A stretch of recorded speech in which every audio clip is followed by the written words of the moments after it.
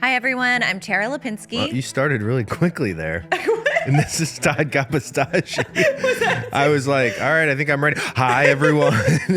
I'm in my broadcaster voice today. Yeah, I didn't even have time to take a deep breath or adjust my hair, but yeah. Welcome to Unexpecting. Don't want to shock you. Yeah, welcome It's appropriate to Unexpecting. podcast title. It's not expecting how quickly you got into that. The baby's taking a nap, so that's maybe partially why. Well, what's funny thinking, like when you just said like, oh, that's like an unexpected thing that happens. I feel like people like to learn a little bit about like our dynamics in like our dynamic in the background. And it's kind of funny. You Oh boy. Oh, I do startle easily. You startle very easily. I remember when we first started dating, I would be like, it almost would startle me when you would startle. Okay, well, another thing to reveal about you, I don't know how you're going to feel revealing this. Oh boy. Even like family members of mine and friends have sort of been like, they get the wide eyes sometimes when it happens, is the volume at which you speak, particularly on the phone sometimes. Yeah. I'm startle easy, but it's honestly, if like a normal, like, chatting is like a 5 decibel, you're at like a 50. Yeah, but guys, I'm going to be honest. Like, You're screaming. I actually worry about it. It's Tara Lipinski here. I'm trying to make an appointment for next week. And I always have to look at you and I feel so bad where I give you the like, it's like so demeaning to do to you, but I have to kind of do it. I have to give you the like really nice, like the like shush face. I know. Which is a horrible thing to have to give someone a shush. And then it like hurts my feelings. I know. And I don't want to hurt your feelings. It's so loud. I think you realize it now though, right? I mean, you fought me early on. You're like, I'm not loud. Well, no, I don't think I ever said that. I think I have always known I'm pretty loud, but I feel like I've been telling you this. It worries me. Like when I'm in a car, I'm alone in the car. I check myself and I know I'm screaming. Like if you think I'm yelling when I'm inside the home, in the car, something feels foggy and weird. And I feel like I have to talk over. You've like created this thing to explain your loud talking. I'm worried about it. Like, I think part of it is another thing people may not know about you is you refuse to put the phone to your head. I do not like the phone to my head, So I think guys. that's part of it is like you're usually in like, you're in a busy place. So we're in the car with the radio on. And so you're on speaker and you think in your brain, I think that you have to scream for the person to hear you. I don't like putting a phone to my head. Oh my gosh. Well, I mean, like, it feels like that's not great. Like further away. The funniest thing to me about people, and I'm not necessarily putting you in this category. He's grouping me into this category. Is like, you say like, oh, I won't take a 2-minute call with the phone. And for those of you just listening, I have a fake finger phone up to my ear for like 5 minutes. Yet you'll back that phone off about 4 inches and sit with your phone in front of your face for hours. Well, no. So like, what's the difference? When I'm on a call, it's like, it's here on my lap. But I'm not talking about the call. I'm talking about when you're on your phone on like Instagram, you're like, your phone's in your face essentially. So like, why is that okay? But like taking a call for 2 minutes is not. I don't know. It feels like when I can feel the heat of a phone, like that freaks me out. Yeah. Did we come to an agreement? Yeah. Okay. No, I understand. I actually think I don't know enough about the science of it, but what's the thing called that like Wi-Fi gives off or Bluetooth, or like whatever. EMFs? Yeah. Like, I don't know enough about it. They do say that distance, like even when, if it's like 12 inches from your body or, it's a bigger difference than if it's like touching your ear. I've been reluctant to embrace the EMFs because doesn't it sort of feel like a RFK Jr., like a conspiracy theory, like Bill Gates created these things to like mess with your brain. And so I don't want to really embrace it, but there's probably something to definitely, I think the weight, because it's radio, like Bluetooth is, I don't know why we're talking about this, but like Bluetooth is like radio Welcome to the fertility podcast. Waves, I think. So I don't know that those are harmful necessarily. I don't know. Yeah, I feel like they're probably like... Technology is definitely rotting our brains. I like to think that there's something there to it and it's not great, but hopefully it would have to be in like such crazy doses to really, really,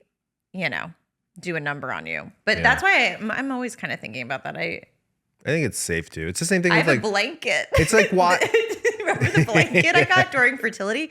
So obviously anyone listening that has gone through IVF and you're like preparing for a cycle, I don't know about you, but I always would just like have my checklist and it would be like pull out the blanket, anti-radiation blanket. And I mean, it sounds like crazy, but I would do it. And especially when I was pregnant, because I think I was like, extra precaution. This is a complete beeline, but you talking about blankets made me think of this. Oh I don't my know gosh, if you know we what I'm didn't Have we ever talked about that? Oh my gosh, this is the best story. So it's not that great, but it makes me laugh. It's really funny in a subtle way. But for Christmas, I'm always trying to think of it's hard to buy for you. You can do like the sweet gifts and stuff, but then I will get you maybe one expensive gift. Yeah. But then the other stuff, it's like you want to fill in. You want to feel like you got the person a lot, so you try to get a bunch of stuff. So like this is last year, I thought it would be a sweet gesture to get you they have these stress blankets that are weighted, right? Yeah. But I was like, oh, I'm going to get because I think most of them can be like cheap. You can get them on Amazon. Yeah. They're like cheap and smelly and look bad. So it's like, all right, I'm going to find like a really nice looking one that you'll actually like to use and have out, and it'll be great. So like I found this company and I'm like, oh, this is really expensive actually. And they had these different weights and I kind of didn't pay attention to that. But I'm like, okay, I'm just going to splurge and order this like insanely expensive, like weighted blanket. Yeah. To be, I thought it'd be a sweet gift. Yeah. You did, but guys, first off, I couldn't. It was in a bag, like a sack, with a bow on it. I should have known when I picked when it came to the house and I had to take it to the basement to wrap that there was a problem. I mean, I'm not joking. Like what? No, guys, 50, 60 pounds. Like hundreds of pounds. So the funny, this is so funny when the first time you laid on the couch, like we were laughing already because of how heavy it was, and you're like, okay, put it on me, but if it starts to crush me, take it off. And so you're laying there like anticipating this blanket falling on you, heavy. And it was like concaving your chest in. I was like, take it off, take it off. It was like a medieval torture blanket. Yes. Oh my gosh. And we have a joke because I'll be like, okay, put it on me. But like when you lay it on me, it's like 600 pounds of armor. And so now it's sitting in the back guest room closet. We do have it. At one point you were like, let's send it back or throw it away. I can't even like fold it to put it. You can't transfer it from one room to the next. You need like a wheelbarrow. You need how you when you move furniture and you hire like 9 movers to come. That's how you move this blanket. You need to hire like multiple people. All right, guys, what am I moving today? We have a weighted blanket in the back room, if you don't mind. I'm just wondering the anxiety level you had to input to get that weight. Well, I was just gonna make that joke. It's like I don't know how much stress and anxiety I must have, because when you laid it on me, I was like, oh, this isn't that bad. But after 5 minutes, it's like crushing. Your muscles start to fold into each other. Oh my goodness. So that was a miss on the blanket. No, I'm still laughing about it. I love it. That was the loudest I think we've laughed together over the holiday, because it's the best when you just dying laugh like that. I feel like there's really, for our relationship, we have some really funny good ones. We're gonna have to go back and note it and bring it to the podcast. We've really only got into the bad moments, like me losing Sullivan and but there's some me losing my passport. It's a lot of me failing. But there's others in there. I was just laughing. This happened to me a while ago, but it's funny we're bringing this up. It came up 2 days ago, so I think people must be annoyed by me, but I send it back out, and I know you're going to be annoyed when I bring this up. But when I think about laughing so hard, the things that make me laugh so hard, one of them in my life is something that I wrote to my gardener. It is pretty funny. I try to not laugh when you tell the story because you love it so much. I love it so much. Funny. Wait, you have to keep talking while I find this. But the basics here it of is. it. So wait, hold on. Tara must clearly think this is funny. She's like, oh, let me scour you sent this text a year ago or something, and you have it handy. I love it because you know what? Todd, you're gonna have to vamp and while I find this. Really, here it is. Speaking of what's scientifically proven to be true or not, I really do think laughing, and I think it probably has been, but it is one of the best things in life, right? I love it so much when I really am hardcore laughing, and this it's never going to get old for me. Like it will make me happy and give me the go church ahead and giggles. read it. Okay, so I was giving you some context.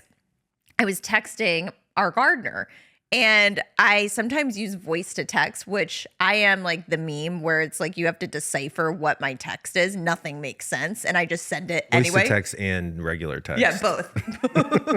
It's a flaw of mine.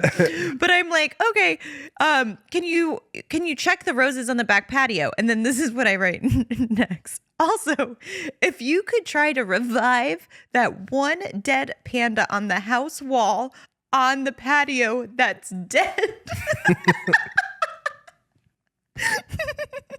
And guys, he wrote back, wow, a dead panda on the property. Now you told me that's pretty not funny response. His response of, oh my goodness, a dead panda on the property. It's just, that gives me What was the autocorrect? giggles. What flower were you trying to write? I have no idea. I have no idea. But the dead panda on the back wall, please try to revive it. Also, then it became a dead panda, and then I added revive it. Like, that's too much. Wouldn't it have been funny if the guy thought it was a joke and then he walks out and there's like an actual like dying panda and he's got to revive it? Like doing CPR. Guys. Anyways, I hope you This all podcast is off to a weird enjoyed start. That. It really has. Wait, what should we talk about? Should we talk about Mother's Day? Yeah, but before we do, two things about myself and my appearance. One is that I'm dressed down for the first time. I got sweatpants Athleisure. on. Oh, look at this though. I noticed This that, but I rug. didn't. So Oh, Todd, boy. This isn't cat hair. You have a rug that's like a furry rug. I didn't want to mention it because I feel like it would have thrown you off when I saw the hair there. Oh, the hair. I Yeah. thought you were going to say how I looked. No, I feel like it's because I gave you a compliment last week where I was like, oh, you look really good in like sweats and like sneaks Yeah. and a hoodie. There's like, again, thematic thing for the podcast, but like, I do feel like there's a lot of like sweats, athletic wear looks that I see that I really like that I can't pull off. Like what? Like I like when I see weird way to start a sentence. When I see guys with like sweats like this, but then they pull up I like when they the pull it up, leg yeah. and you can see like Yeah. their bottom half of their calf. Yeah, When my calves I do that. are too big. Like my legs are Yeah, pretty I big. don't think can't you can pull off that. No, that. yours has to go all the way down. But it Yeah. has like a tapered end, so it's creating the I same know, but I effect. wish I could do the whole You can't. shebang. No, I don't think you can. Yeah. Also, another. Actually, I saw you do it once, and I was like on the fence. I was like, I don't know. It's kind of okay. Yeah. It's embarrassing when I like go for things like that. They don't quite work. No, they kind of did. I feel like I liked it. Yeah. The other thing is we've switched sides. I know. Switch seats today, guys. Which if you're watching this is YouTube. again, we've discussed this on the podcast. This is my bad side. No, this is your better side. No. This Yeah. is my better side. No, we switched because of this. No, we switched and accidentally had both our good sides. That's your bad side, right? No, this is Good- my good side. This Yeah. is my good side. So I think this is your good side, Todd. I know what Everyone, my good side take it is. in. Winking at the camera. The camera is very far for a reason. And now a quick word from our sponsors. Okay, so I've talked to you all about the prenatal I took during my own fertility journey, which was Ritual, and I loved it. And one of the interesting things that I didn't know at the time, and I'm not sure if you guys know this, but that you should be taking a prenatal multi before you're pregnant. I just thought you get pregnant and then you take it, but it's really great if you can start it beforehand. The first 28 days of pregnancy are very important for a baby's neural development. So if anyone listening is about to start fertility treatments, IVF, or thinking about trying to conceive, never too soon to start. Actually, currently I'm trying Ritual's daily protein, and it's definitely a new fave in my lineup. I'll tell you more on that another time. But during my fertility and pregnancy journeys, I personally chose Ritual's Essential for Women because after a long deep dive search, I really loved that it's research stacked and science backed. It's rigorously tested and validated by a third party for allergens, microbes, and heavy metals. Ritual works with world-class certification bodies to validate their products, which was really important to me, and it put my mind at ease. So why settle for a multivitamin you're not 100% sure about? Ritual was literally built on trust, so you know it's the real deal. Get 25% off your first month for a limited time at ritual.com/Tara. Start Ritual or add Essential for Women Prenatal to your subscription today. That's ritual.com/Tara for 25% off. So what were we going to talk about this week? I feel like we wanted to talk about Mother's Day just because, I think for everyone in the infertility community, it's such, it's obviously a really triggering day. And when I look back on my journey, we talked about it in our first round of podcasts, the first season. I'm sure we touched on it, but I'm not sure how much. But it really was like a defining day in our journey. And it had, obviously there were so many days that I remember, special days like my birthday or anniversary. Like we always hit all the Hallmark holidays for some reason. But just a little refresher on one experience was my last miscarriage. It was my fourth one, and I had just had a miscarriage 3 months before. And I don't know how it lined up like this, but literally day 5. And if you are at-home testers, pregnancy at-home testers after transfer, you know what I'm talking about. But day 5 is sort of that day where you want to see a squinter. And our last transfer with me, it ended up on day 5 being Mother's Day. And for some reason, I just thought this was some like the universe was coming together after this hard journey to make this, beautiful moment, full circle moment that after all of these miscarriages, we found a septum. This was it. And, I'm going to be pregnant on Mother's Day finally, because the year before was really tough. We were also going through a miscarriage towards the tail end of it, but still during Mother's Day. And it was, it is so hard. And I think people that don't experience pregnancy loss or failure or trying to get pregnant, it's hard to explain, right? Because people are just like, oh my gosh, stop being so like jealous of, a holiday that you can't be part of yet. But it really, we've talked about it, endlessly, but it really isn't that. It's really just confronting your life in that moment. It's like looking in the mirror, and you just don't want to look in the mirror when things aren't going right. So I think for me, the year before, I just remember sitting on like group chats and seeing photos, and, I love that I get to celebrate my mom. But you start thinking about like, oh, wow, she had a kid 10 years before me. Like, is it ever going to happen? Like you get into this really deep circle of, these thoughts that just, they're hard to sit with. So I had that Mother's Day, and then obviously the one that I thought was going to work, and that day was just so devastating to wake up and like not see anything, kind of know it wasn't right, it wasn't going right. And, when Mother's Day comes around, my heart really, I talk about this a lot. I just feel like a huge part of my identity, obviously we're in a different phase, but it's still, so deeply embedded into our journey and what we went through, and then meeting all these people and still being in contact with them. So it's still part of our life. But anyone listening going through infertility or IVF right now, or failure, or pregnancy loss, like I think about it often of just like my heart hurts for them having to get through that day. It's not easy. And it's just such this distinct, weird feeling that I don't know if I put into words well, but the one thing I've noticed too, though, and I mentioned this to you, that companies are doing, which I really love, because sometimes even now I see it, and it's not, it's almost like I'm triggered for someone in, in the position we were 2 years ago. But, these Mother's Day things, and you're a warrior, and you're this, and you're all of these things, right? And then like when you're going through it and you're seeing it, it's so hard, and it's a lot of like pushing you to buy something. And recently I've seen it more and more, but I really do think more companies need to adopt this, is sending out an email of like, if you would, like to silence these emails for Mother's Day, like, here's your opportunity. Like, we wish you the best. And we're, like, it's just so nice to have a company who does that. And I remember there was one time, and like I said, it needs to be more, but there was one time when I saw that and I did it, and it was just like, oh, you feel like a little seen and validated. But yeah, it's going to be interesting, this year,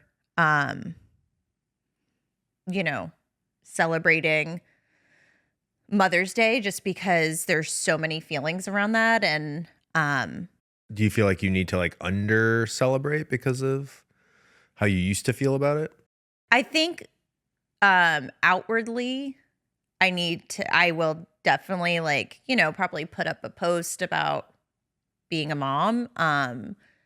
because I think that also, like, when you do that, all the people that have gone through infertility and then they, move on to the next phase, you're also connecting with them who have similar feelings when they're looking back on their journey too. So I love doing that. But I think, like, outwardly, it's something that I am not going to go overboard on, just because I know how that feels.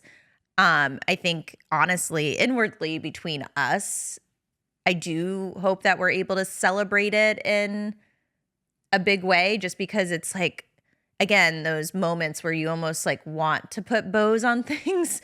We're like, okay, like, finally, after all of these years, this will be the first time, I'm 41 years old, that we get to experience this day in a different way.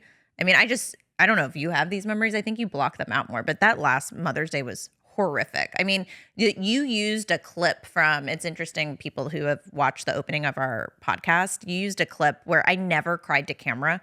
It just was never my thing. I wasn't great at documenting. So a lot of the stuff you used were just like photos and things like that. And I documented here or there, but it just, when I was in the thick of it, I am not a person who can do that. And I think it's great that people can show that part of their story when they're going through something. It's just, it always felt a little awkward for me.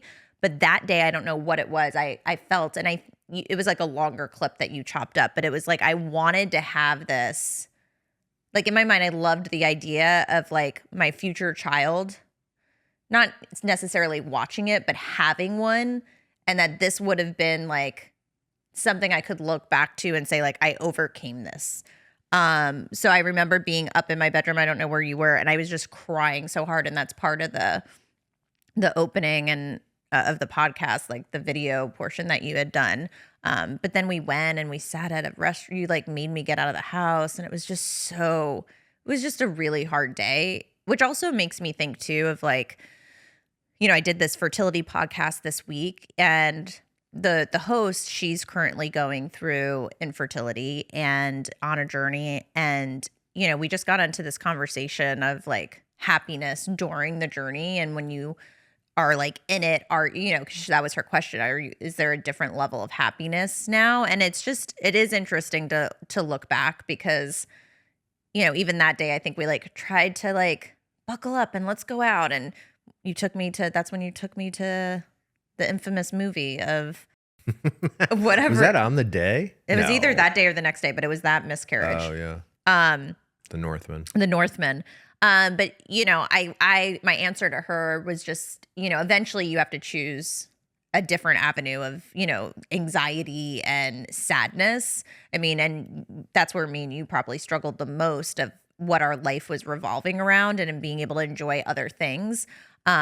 But my answer was, looking back now and reflecting, I feel like I don't know if I got to happiness or like content, like a content feeling, but I definitely got to gratefulness, where I was operating of like, I'm grateful for my health. I'm grateful that I have you. I'm grateful for, all the things in my life. And you just like focus on that so much. And I do think it really helped me to do that. But, looking back, I'd love to say like I found a way to happiness, but it really is such a difficult journey. I don't think I was. Well, also what's weird about fertility journeys is that in a lot of difficult things in life, I feel like once you get through them, and let's say it turns out well, like you win or whatever it is, right? Like you look back at those hard times and they almost feel nice.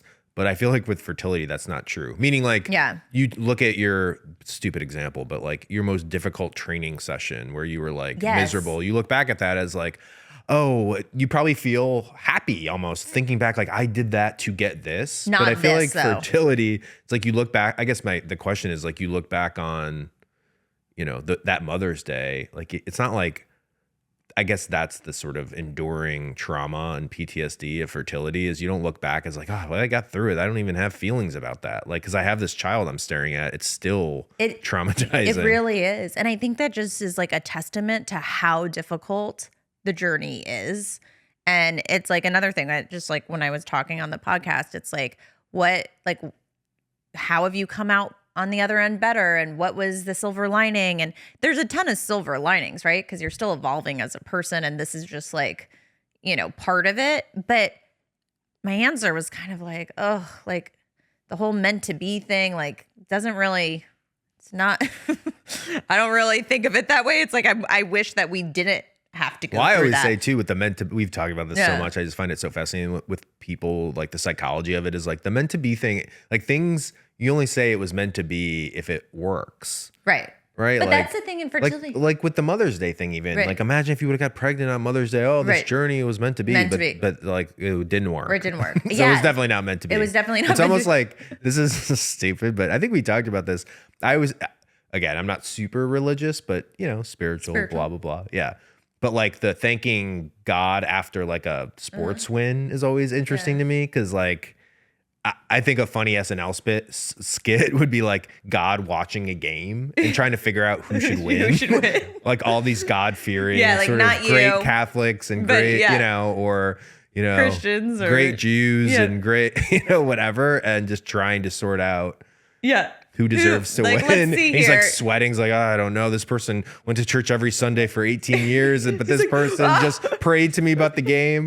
But you know, the whole meant to be thing, I think, is like It's hard. And I think, in again, fertility. it just goes to show how hard that journey it is and how like it disrupts your life so much that it's like, oh, like, let me really dig deep for, you know, it's like when I think about even the things that, you know, the silver lining is like, well, I have more patience and I have more acceptance and I have more like resilience. And it's like all these good things, but it's also like, oh, cool. So I just kind of like learned how to deal with the shit. Well, even for me who didn't go through any of this, like you did it all, and I was just like a passenger, but like I went still, through it. but I still even think back of like the COVID times or like Yeah. slightly after COVID Yeah. where, to your point, like where we struggled the most was just like, oh my gosh, like this is all we talk about. This is all we think about. Like we got to enjoy life Yeah.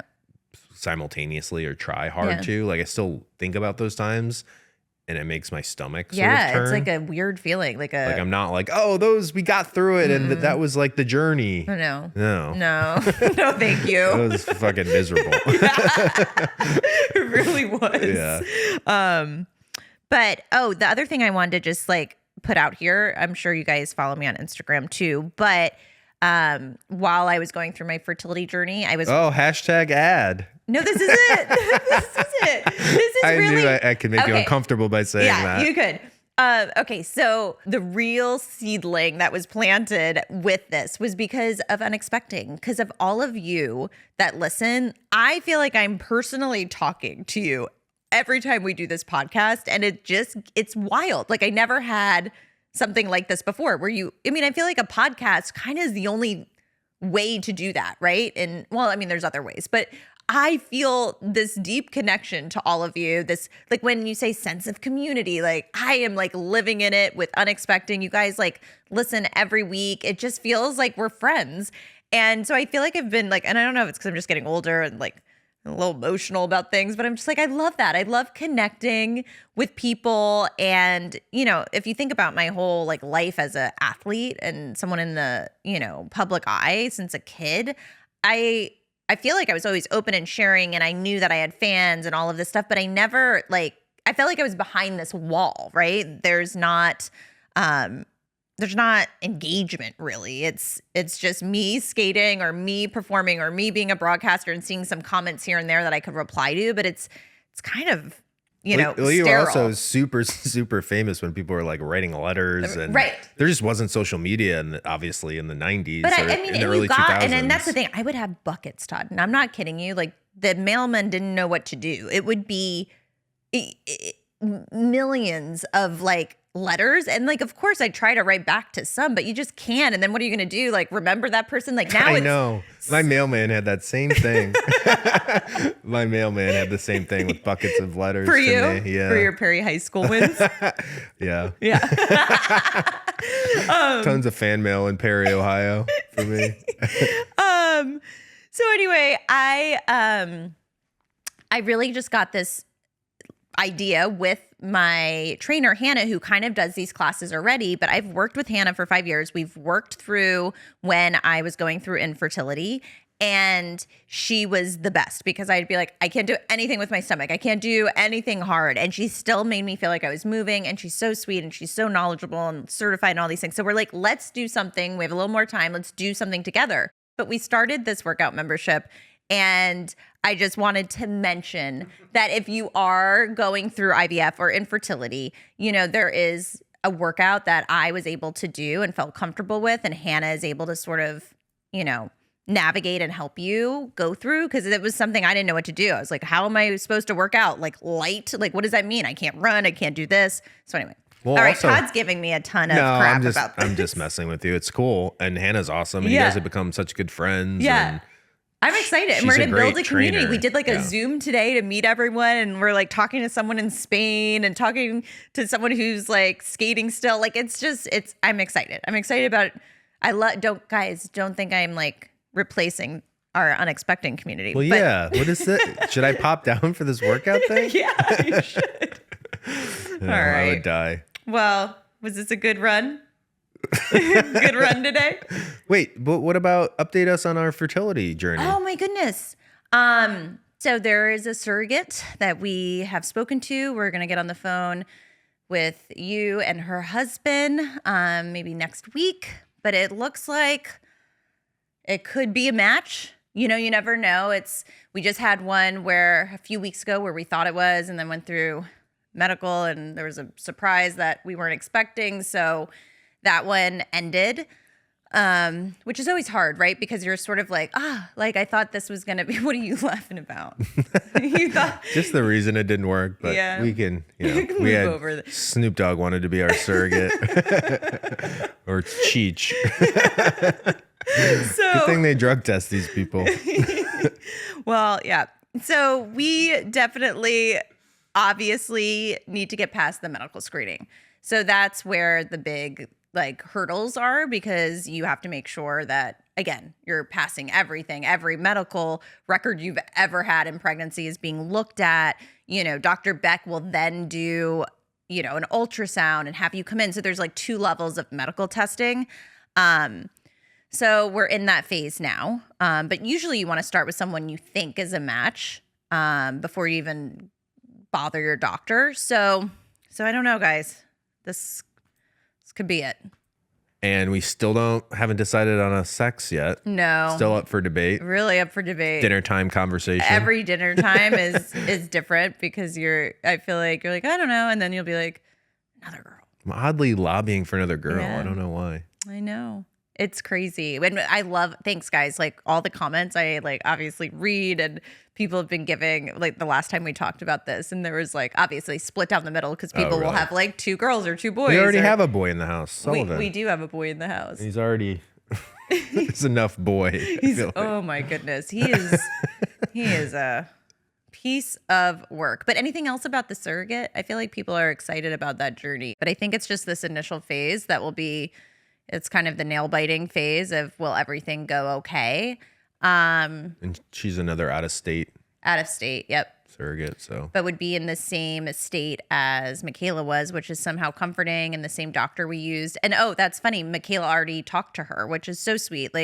Being able to talk with Michaela through this process has been really nice, just to ask her opinion. And she had we should really have her on, because I think she is such a great, face for surrogacy, because I think, again, there's so much stigma around surrogacy, and why are people doing this? And you see so many people just talk about it in this negative way, where it's so transactional, it's so this. And it's, when I talked to Michaela, somehow we got on that, and she was just like, yeah, I mean, it's really dependent upon each person. But for me, it was, it wasn't just transactional. And if you're doing it for that, it's going to be really difficult to, feel so invested that you're making every decision as part of a team. And it's not just, I'm over here doing this and I'll see you in 9 months. And it was just so sweet. She was just telling me about, in my second journey, I remember my, family member had a big birthday party in the backyard, but I always like to do 3 days bed rest. So they were just come sit in the backyard. You don't have to do it. And she's like, no, I've got to stay in bed, and I've got to, and it's just, it was just so nice talking to her and just like imagining too how well taken care of Georgie was. But she talked to the surrogate just to tell her experience and what it was like, which is funny because I'm like, what did Michaela say? Like, was that wise? No, it was wise. But it's funny that you mentioned the sort of relationship, because it just struck me that there is an onus on the intended parent, especially the intended mother, to create that team sort of. Right, but because it's not really for the surrogate to do that. Like, I feel like if you're a surrogate and it is transactional to an extent of you're getting paid to do something, and it's like a physical thing, right, a job, and it's not necessarily the surrogate's job to be like reaching out and like go team, like, what do you think about this, that? Like, it's on the mother to kind of do that. Right, but it was on you. Like, Michaela was accepting of it, but I feel like if you would have been like weird or awkward or hands off, she probably would have just like done her thing. Right, but I think that's what she was looking for. That's the whole point, right? That of course it's transactional, but at the same time, you hope that, you know, they're getting something out of the experience as well beyond that. And that's something she wanted, because her original journeys, she didn't have that. She kind of, like you said, was like, all right, well, I'll just do that. And then she sort of realized, well, wait, I want to match with someone where it's like aligning with what I want, where it's not going to be the same as those original journeys where we didn't have communication. So from the start, yes, I mean, I would have been like, fine, I'll do all the work. I don't care. But that's what was so nice about her journey with us, is that I didn't, like, right from the start, I felt that open communication, that teamwork, team effort feeling. And it's just really sweet now that she's sort of like, you know, like, she's like, I'm rooting for you. Like, she seems like so great. And, you know, I'm here on the sidelines. Like, anything, let me know. Like, so funny. And then I'm like laughing. I'm like, you know, she's part of our team now. Is she going to be like going over to the surrogate and be like, how you doing today? Yeah, checking in on her, knocking on the door. You taking some rest? So anyway, I thought that was really sweet and cute. But we'll keep you posted. Yeah, we'll keep everyone updated on surrogate and sex of the baby. Why'd you laugh like that? Not our sex life. You really are tired. All right, that's a good cue to end this thing. On that, bye guys. Bye guys. Thanks for listening to Unexpecting the podcast. Please subscribe, leave a review, and follow Unexpecting Pod on Instagram for info about upcoming weekly episode releases.